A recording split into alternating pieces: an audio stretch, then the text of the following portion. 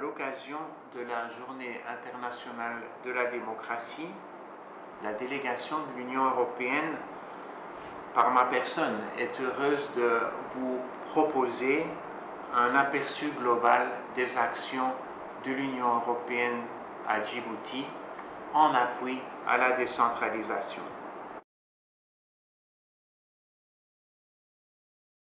D'abord, le lien entre démocratie et décentralisation.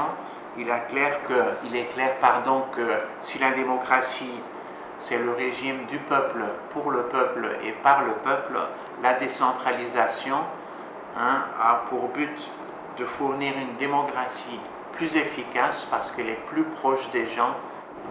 Depuis plus d'une décennie, nous accompagnons la République de Djibouti dans ses efforts pour impulser la décentralisation qui fut initiée par le président Ismaïl Omar Guelleh en tant que partie de sa vision stratégique pour le pays.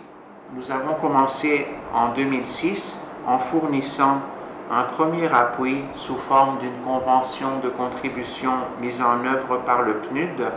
Il s'agissait alors d'aider les autorités à élaborer une stratégie nationale de décentralisation avec un cadre institutionnel. À cette occasion, les conseils régionaux qui existaient déjà ont été renforcés. Le processus de décentralisation, c'est évident, c'est un processus complexe.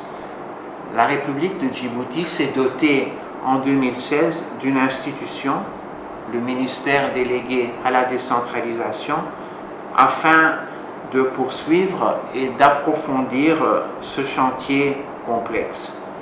En 2016, nous avons mis à disposition une assistance technique qui a travaillé de concert avec les autorités et qui a pu les aider à produire un avant-projet de loi portant code des collectivités locales avec, à l'intérieur de cet avant-projet, une proposition de mécanisme de financement.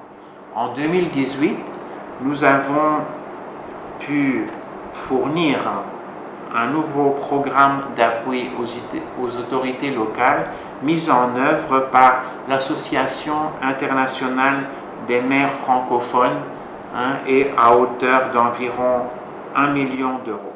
Et finalement, en 2019, au mois de février, nous avons signé une convention de financement pour un montant de 12 millions d'euros, toujours afin de continuer à appuyer les efforts du gouvernement pour la mise en œuvre de la décentralisation.